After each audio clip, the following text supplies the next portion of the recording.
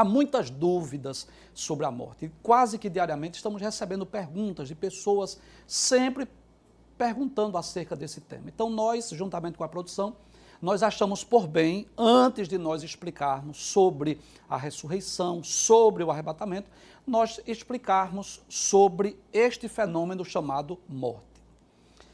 Por falar nisso, você acredita que existe vida após a morte? Você sabia que a vida não termina na sepultura? Você sabia que, de acordo com a Bíblia, existem 3 tipos de morte? Eu quero ser mais direto. Você tem medo da morte? Bem, a morte tem sido tema de discussão, de preocupação de praticamente todos os povos, independente da cultura ou religião. Filósofos, historiadores, pesquisadores, cientistas e principalmente teólogos e líderes religiosos procuram explicar o que vem a ser a morte. Mas somente a Bíblia Sagrada, a inerrante e infalível Palavra de Deus, ela tem a resposta ou a verdade sobre a morte. Não é? E por que nós podemos dizer isso? Por que é que eu posso ter essa certeza, essa convicção que a Bíblia nos fala sobre a morte? Porque esse livro veio de Deus. Apesar de haver sido escrito, né, por cerca de 40 escritores, mas esse livro veio de Deus. Foi Deus que inspirou os autores, os escritores, né? Esse livro nos responde aos grandes questionamentos humanos. Esse livro nos fala sobre as nossas origens, de onde nós viemos, como todas as coisas vieram a existir. A Bíblia nos fala sobre o presente, sobre a nossa existência, sobre o propósito da nossa vida, o que é que Deus espera de nós.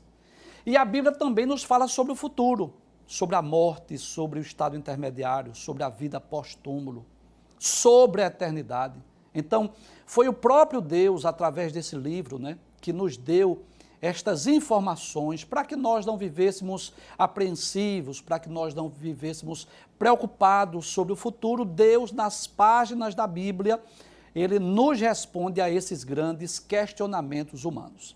Então, hoje nós vamos estudar sobre este fenômeno chamado de morte. Eu vou pedir ajuda aqui da produção. Bem, em primeiro lugar, nós gostaríamos de explicar o que é a morte. Eu gostaria de dizer que a morte não é um ser vivo, como um anjo ou como um demônio. Às vezes a mitologia cria isso, né? Como se a pessoa estivesse lá doente e de repente chegasse a um ser espiritual com uma foice na mão, com um capuz na cabeça, como se fosse assim, eu vim buscar você. Não, a morte não é isso. Até porque nesse exato momento está morrendo pessoas no mundo inteiro. Então, se a morte fosse um ser vivo, se a morte fosse um anjo ou um demônio, ela teria que ser onipresente, estar em vários lugares ao mesmo tempo. E a onipresença é um atributo exclusivo da divindade. Só o Deus Trino, Pai, Filho e Espírito Santo, tem esse poder de estar em todos os lugares ao mesmo tempo. Então, eu gostaria de iniciar explicando que a morte não é um ser vivo. Aí talvez você lembre assim, professor, mas a Bíblia não fala do anjo da morte, aquele, por exemplo, que passou lá no Egito e matou os primogênitos?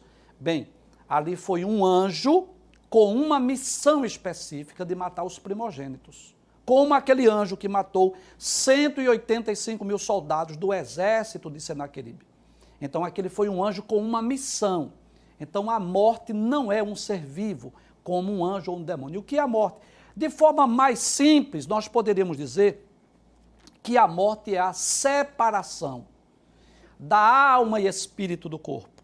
Quando a alma e espírito, essa substância imaterial espiritual sai do corpo, isso é o que nós chamamos de morte.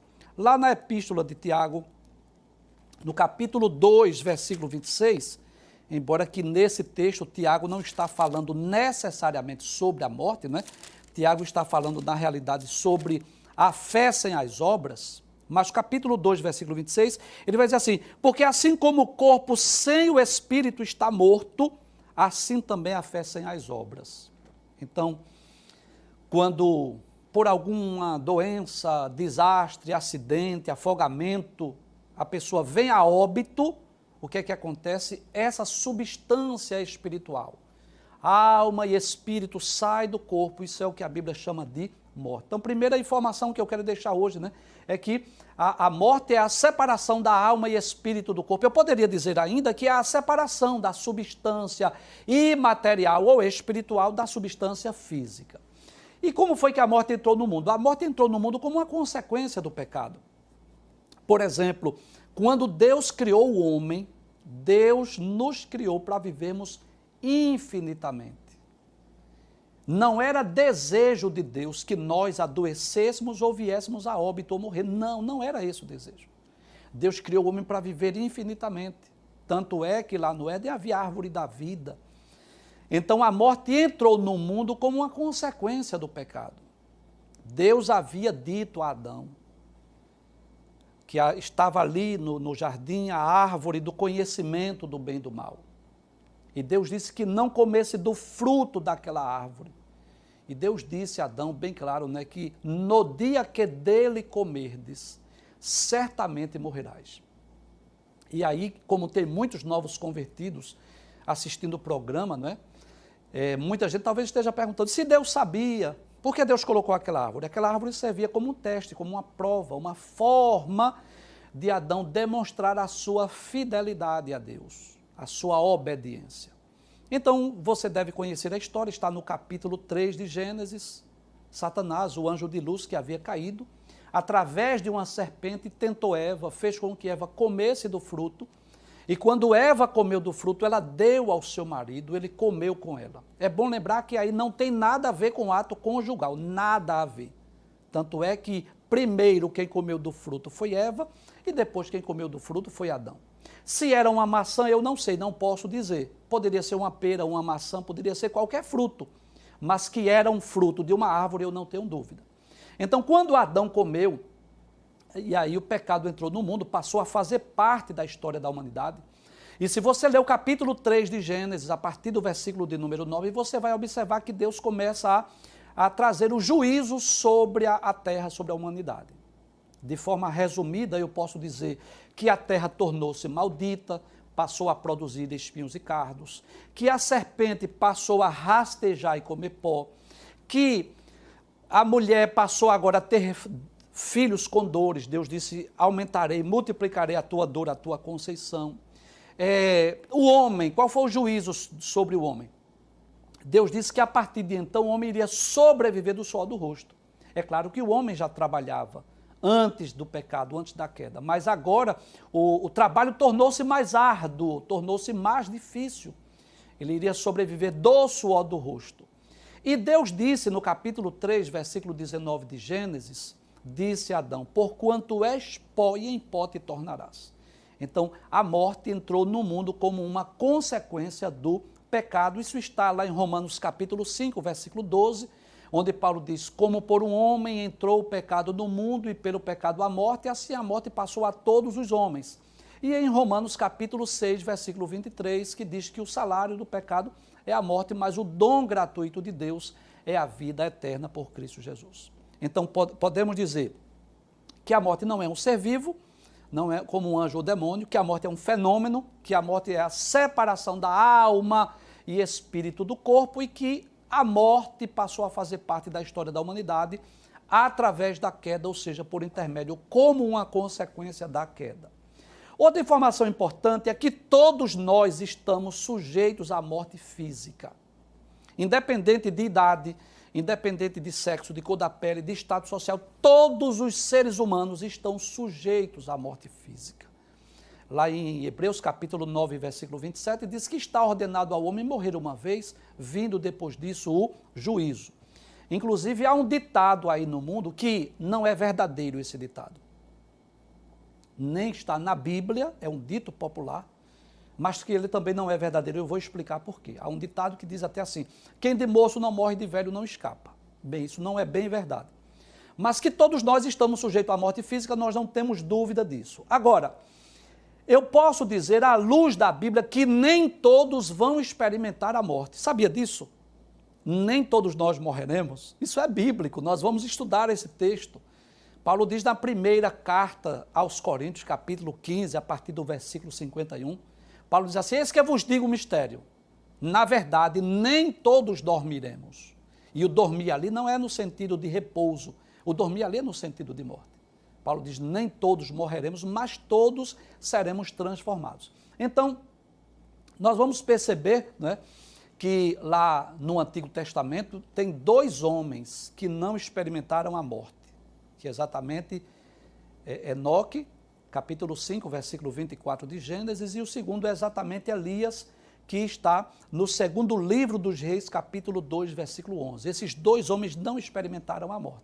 E muitos salvos que estiverem vivos na ocasião do arrebatamento também hão de ressuscitar, hão de ser arrebatados, ser levados ao céu sem experimentar a morte. Então eu, particularmente, não escolhi ainda a cor da roupa para me enterrarem, para me sepultarem, nem a cor do caixão, porque eu não sei se eu vou morrer. Estou aguardando o arrebatamento a qualquer momento. Agora, claro, como qualquer ser humano, entendo sim que todos nós, independente da idade, independente de status social, todos nós estamos sujeitos à morte física. Vamos para outra tela, por gentileza. A morte é como uma ponte. Eu gostaria de deixar bem claro isso hoje no programa. A morte, ela é como uma ponte. Eu vou afastar aqui um pouco para você ver a imagem, né? Essa imagem aqui. Essa imagem ilustra muito bem o que falamos. Aqui é para você ter uma ideia do que nós falamos. Observe que é como se, é um exemplo, né? A substância imaterial, alma e espírito estivessem saindo do corpo. A morte é mais ou menos isso. Mas eu posso dizer também que a morte é uma espécie de uma ponte que nós atravessamos de um lugar para outro. Você, com certeza, já passou por vários tipos de pontes, né? As pontes nos unem de um lugar a outro, geralmente atravessando rios, né? Às vezes até mares, né? Então eu posso dizer que a morte, ela é uma espécie de uma ponte que nos leva de um lugar a outro. Então, de onde ela nos leva? Primeiro, a morte nos leva de uma vida mortal para uma vida imortal. Então, quando nós, através da morte, atravessamos essa ponte, nós estamos saindo de uma vida mortal, deixando esse corpo sujeito à morte, sujeito às enfermidades, e estamos passando agora para uma vida imortal, a imortalidade, para nunca mais morrermos. Nós estamos passando agora para uma dimensão diferente, especial, superior. Segundo, a morte nos leva de uma vida física para uma vida espiritual.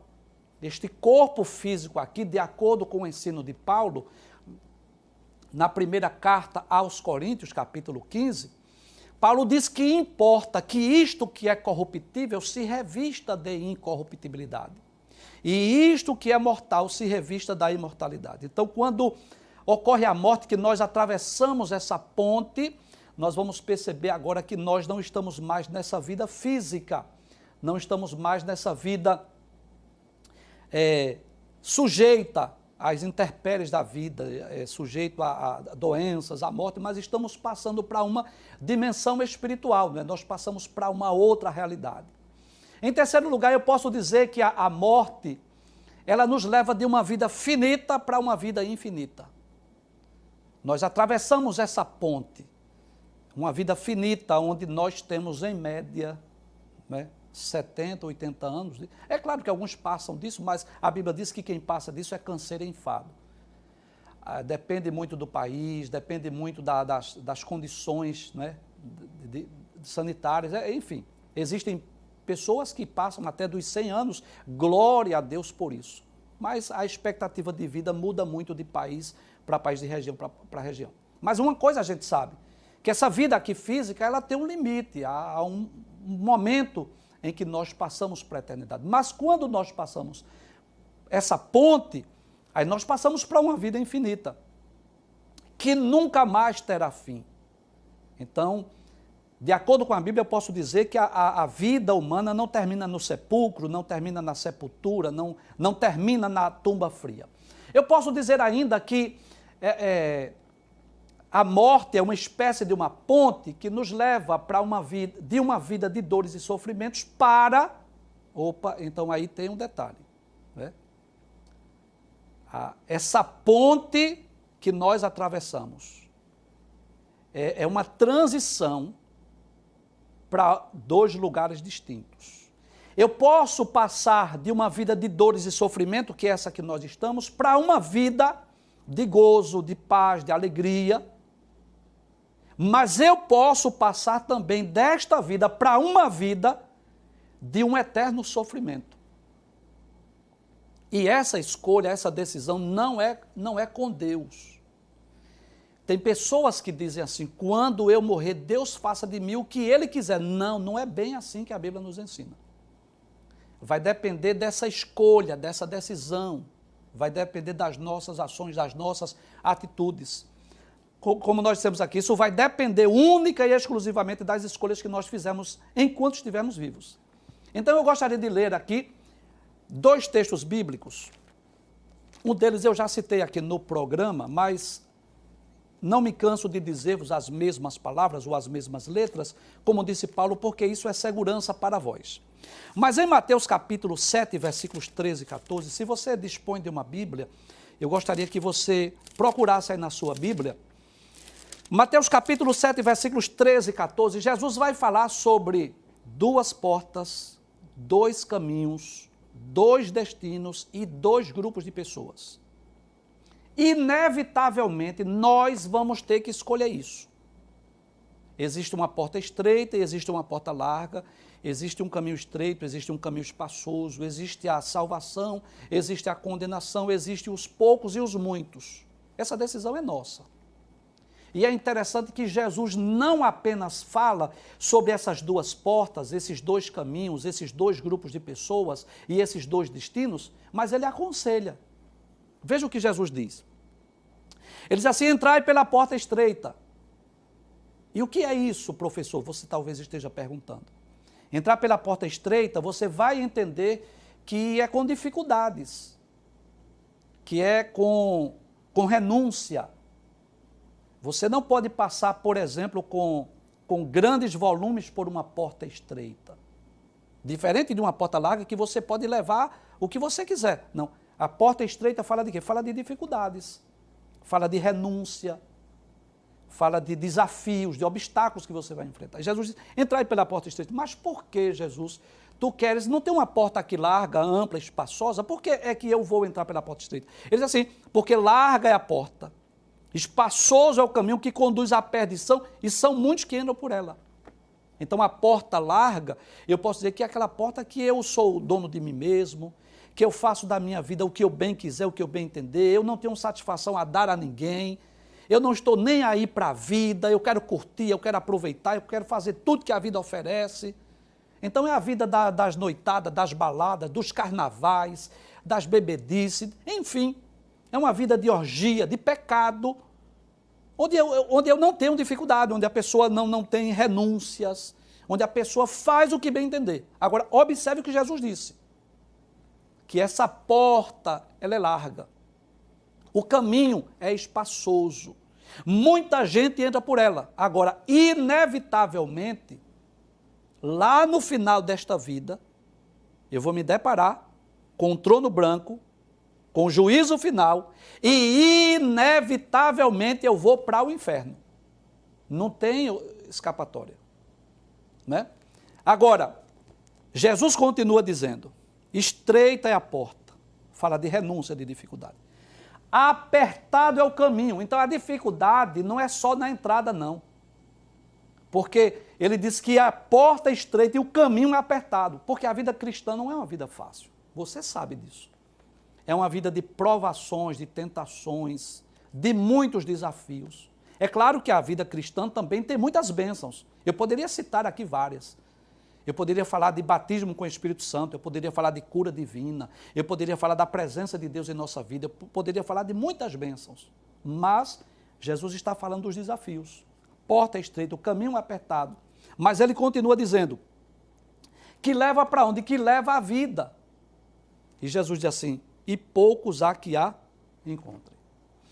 O outro texto que eu quero citar, não vai dar tempo nós lermos, mas está no livro de Lucas, no capítulo de número 16, versículo 19 a 31, Evangelho de Jesus escrito por Lucas, capítulo de número 16, versículo 19 a 31, que eu já citei também esse texto aqui, que fala sobre 2 homens Um era muito rico, vivia vestido de linho, vivia de forma regalada, esplêndida.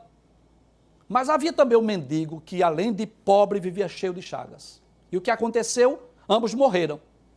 E é interessante que a Bíblia diz que quando o mendigo chamado Lázaro morreu, e esse Lázaro não é o irmão de Marta e Maria, diz que os anjos o conduziram para o seio de Abraão. Mas quanto ao homem rico, diz assim, olha, ele morreu e foi sepultado. A Bíblia não traz detalhes. Agora, eu quero esclarecer o que eu já disse em outros programas. Não é que o Lázaro, o mendigo, foi para um lugar de gozo porque era pobre nessa vida. Isso não tem nada a ver. E o homem rico não foi para um lugar de sofrimento porque ele era rico. Também não tem nada a ver. É porque o rico viveu sem preocupar, sem se importar com Deus, e o outro pobre, o Lázaro, mesmo mendigo, mesmo doente, cheio de chagas, ele serviu a Deus.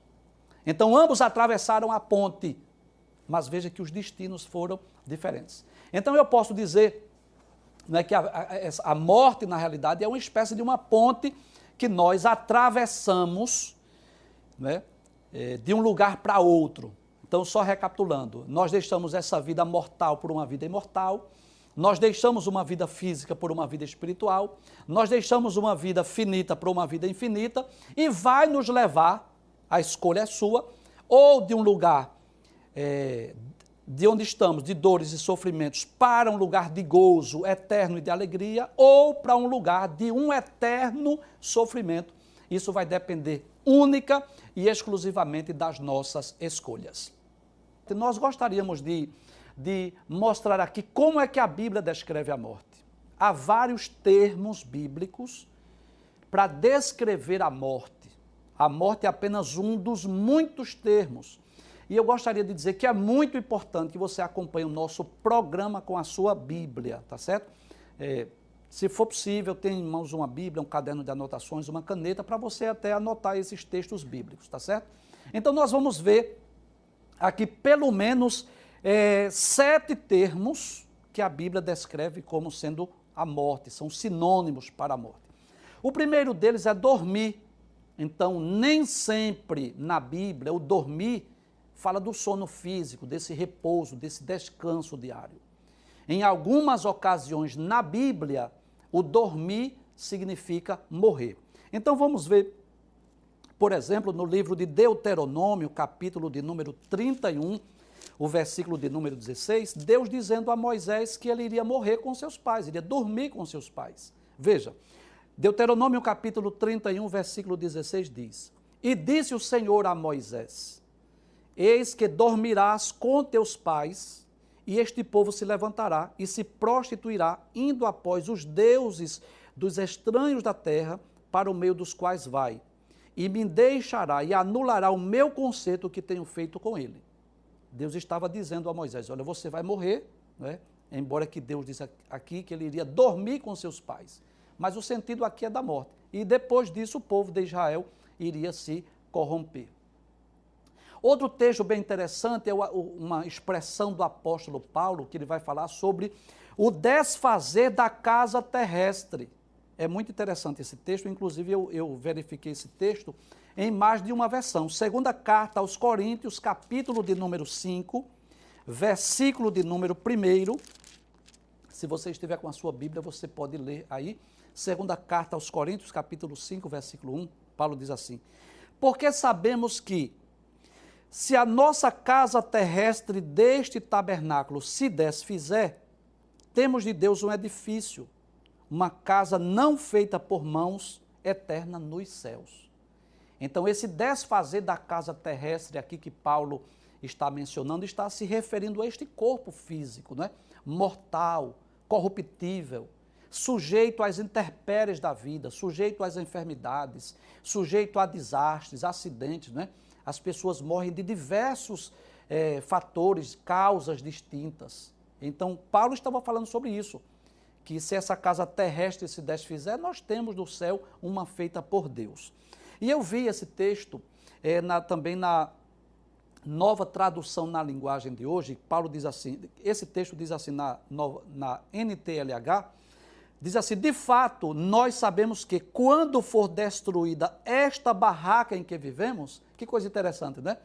ele fala aqui da barraca que vivemos, falando do corpo, onde está neste corpo a parte mais importante, que é alma e espírito.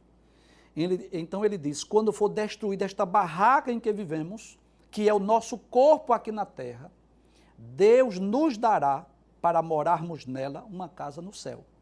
Então tem algo melhor preparado para nós, tem algo melhor esperando por nós.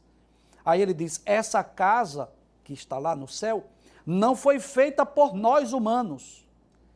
Foi Deus quem a fez e ela durará para sempre.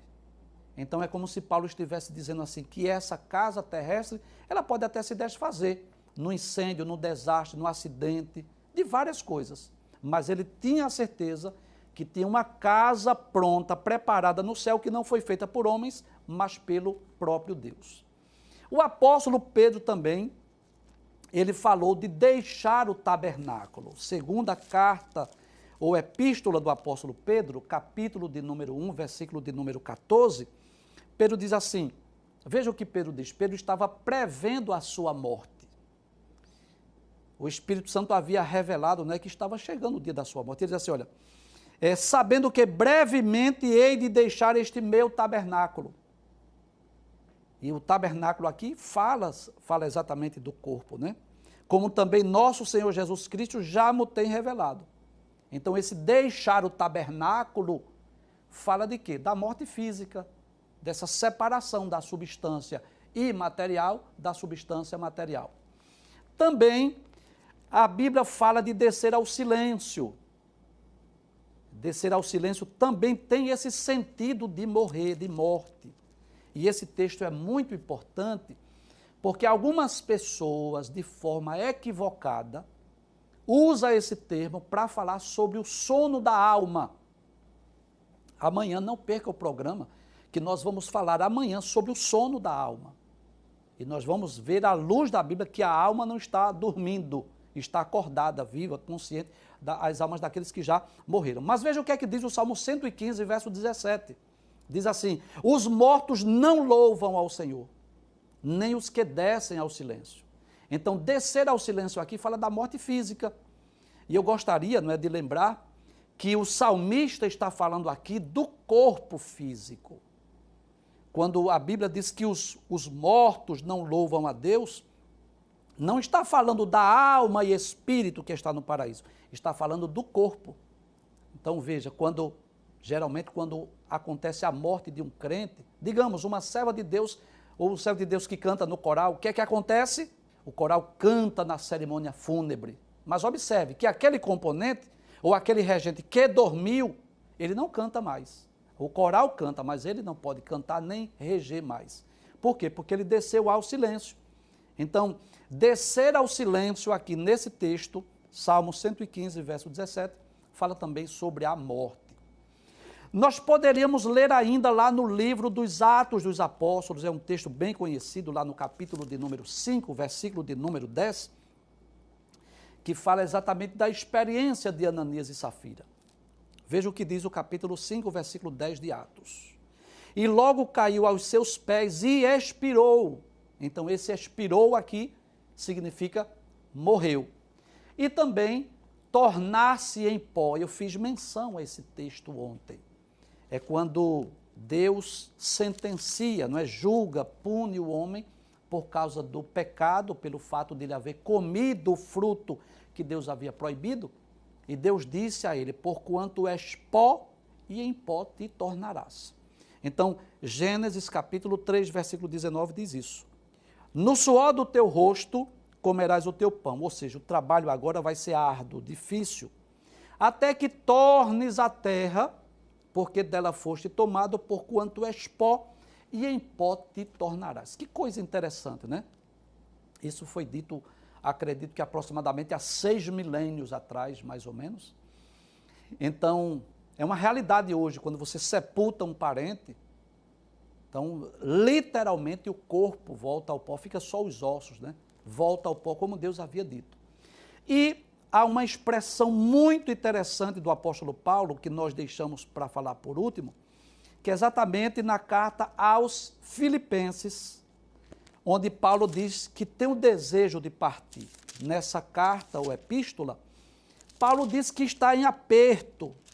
Se lermos o contexto, Paulo vai dizer assim, olha, eu estou em aperto, eu tenho um desejo de estar com vocês, mas ao mesmo tempo eu tenho um desejo de partir, porque estar com Cristo é muito melhor. Filipenses 1:23 diz assim, mas de ambos os lados eu estou em aperto, tendo o desejo de partir e estar com Cristo, porque isto ainda é muito melhor. O partir aqui é o mesmo que morrer, né?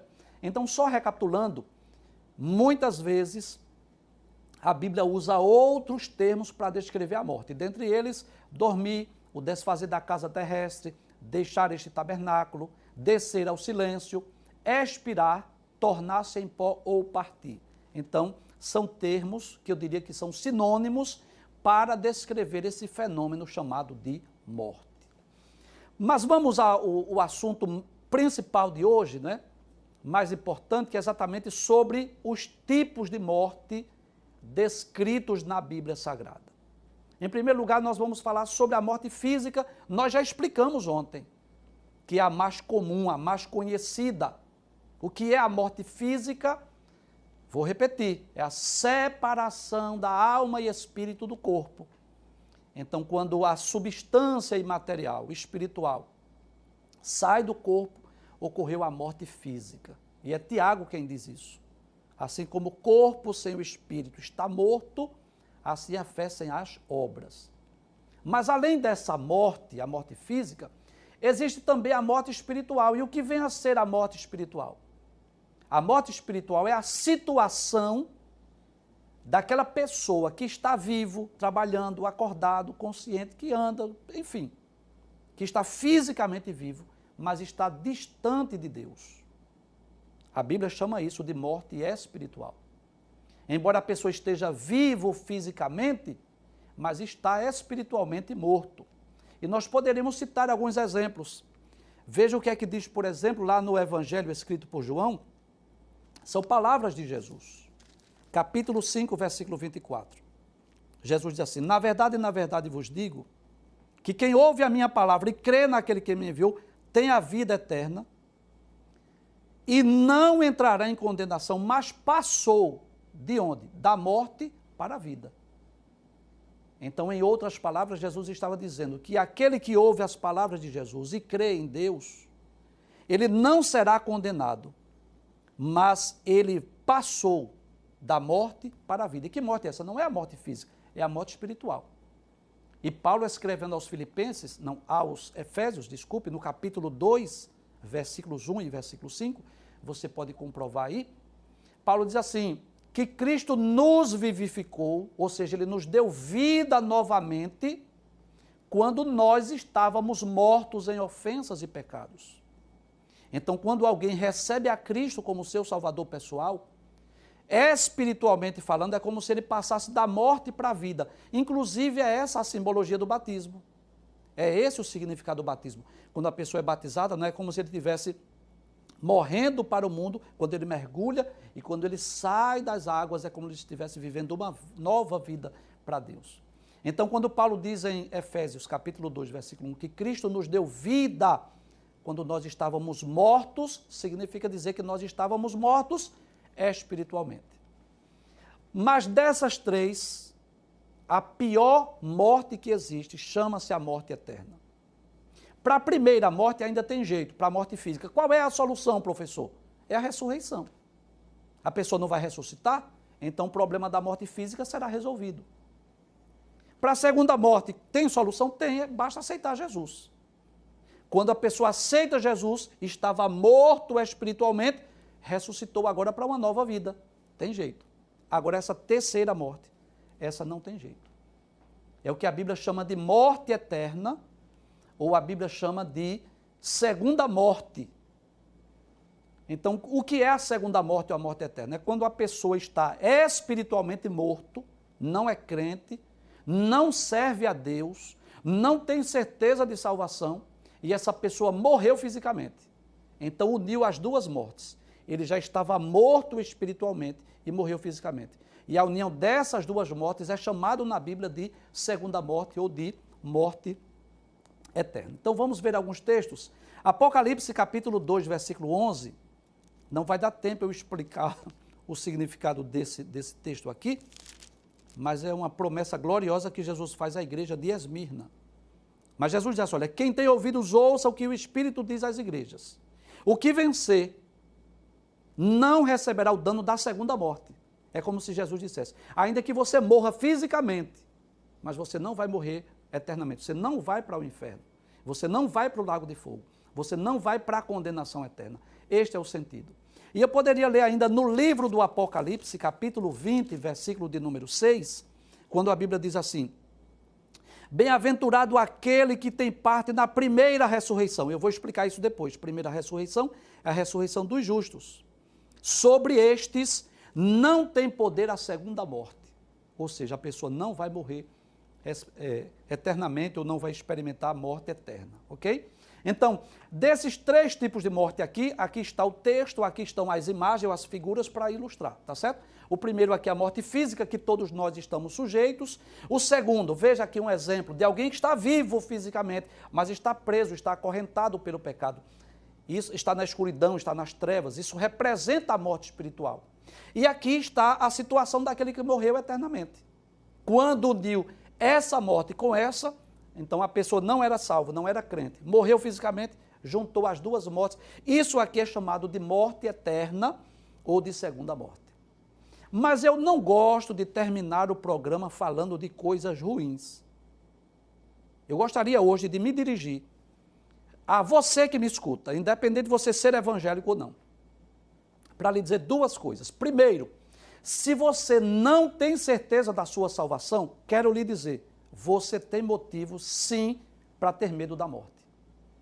Porque, veja, se você... Volta cá, por favor. Volta, por favor. Se você está nessa condição, você não é salvo, você não tem certeza da salvação, você está nessa condição, você está vivo fisicamente, mas está morto espiritualmente, então você tem motivos para temer essa morte. Porque a união das duas vai gerar a morte eterna.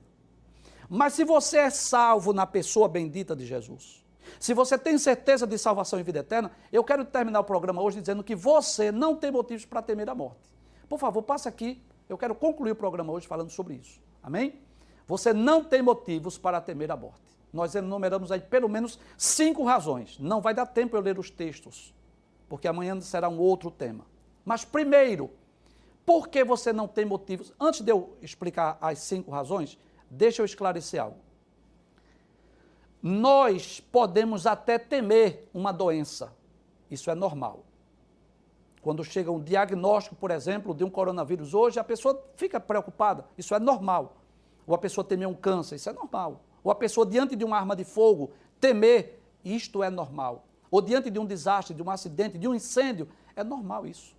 Porque nós temos um instinto de preservação da vida que foi Deus que nos deu. Nós preservamos pela nossa vida.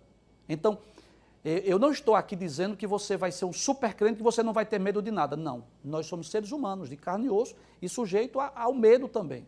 Então você pode até temer um câncer, você pode temer um assalto, você pode temer um desastre, um acidente, um incêndio. Agora a morte, essa ponte que eu disse que atravessa você, eu vou lhe dar 5 motivos para você não ter medo da morte. Em primeiro lugar, a morte física não é o fim de tudo. A família vai sepultar você, mas você não vai estar ali debaixo da terra. Você vai estar em outra dimensão espiritual. Primeira razão que você não deve temer a morte. Os projetos humanos, os cursos, o emprego, o trabalho, vai ficar tudo, mas você vai passar para uma outra dimensão, uma outra realidade. Primeiro motivo para você não temer a morte é que a morte não é o fim de tudo. Eu disse aqui ontem, a vida não termina no cemitério, a vida não termina na tumba fria, a vida não termina no sepulcro, não. Ali é apenas uma ponte que alguém atravessa para outra realidade. Segundo, quando o crente morre, um salvo morre, sabe o que acontece? Os anjos conduzem a sua alma para o paraíso. Eu quero que você leia esse texto depois. Lucas capítulo 23, versículo 43, fala que é aquela promessa de Jesus, né? Hoje estarás comigo no paraíso. Mas se você ler Lucas capítulo 16, versículo 19 a 31, você vai perceber, no versículo 22, que os anjos conduzem a alma do crente para o paraíso. Você já imaginou? Quando alma e espírito saem do corpo, o que acontece? Aparecem os anjos de Deus. Vamos ver esse texto? Talvez você nunca tenha lido, talvez você nunca ouviu falar disso. Lucas capítulo 16, versículo de número 22, se eu não estiver enganado. E aconteceu que o mendigo morreu e foi levado pelos anjos para o seio de Abraão. Então chegou quem? Os anjos chegaram. Como que diz assim, eu vim buscar você. Então você não tem motivo para morrer. Porque depois que você morre, você não vai ficar vagando por aí, como alguém diz, não. Os anjos vão te conduzir para o paraíso. Terceira razão que nós não devemos temer a morte. Nós temos a esperança da ressurreição. Observe que na cerimônia fúnebre de um crente, de um salvo, nós sempre falamos disso. Um dia vamos nos reencontrar.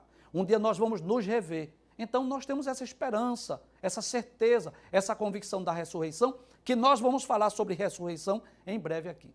Em quarto lugar, você vai estar numa dimensão espiritual, você vai estar no paraíso. Com quem? Imagine você encontrar o próprio Deus, imagina você encontrar o próprio Cristo, imagina você encontrar os seres angelicais, os patriarcas, os profetas, os apóstolos, os personagens da Bíblia que a gente só conhece de ler. Imagina você rever os seus familiares que já partiram. Então você vai estar numa situação muito melhor, não tenho dúvida disso. Inclusive eu quero repetir o que eu já disse aqui. Quando morre um crente salvo, que fica aquela agonia, a família chorando, né, ali à beira do caixão. Então, se Jesus perguntar à família, quer que eu traga meu servo de volta? A família vai dizer, traga, Senhor. Mas se perguntar ao servo de Deus que chegou no paraíso, meu servo, você quer voltar? Quero não, Jesus. Eu estou vendo que aqui é melhor, né? Então, estar com Cristo é melhor. E em quinto lugar, nós ainda temos uma recompensa, uma promessa de uma recompensa. É o que Paulo diz, 2 Timóteo, capítulo 4, versículo 6 a 8. Ele diz assim, olha, estou prevendo que a minha partida se aproxima, combati o bom combate, acabei a carreira, guardei a fé, desde agora a coroa da justiça me espera, a qual o Senhor, o justo juiz, me dará naquele dia, e não somente a mim, mas a todos que amarem a sua vinda.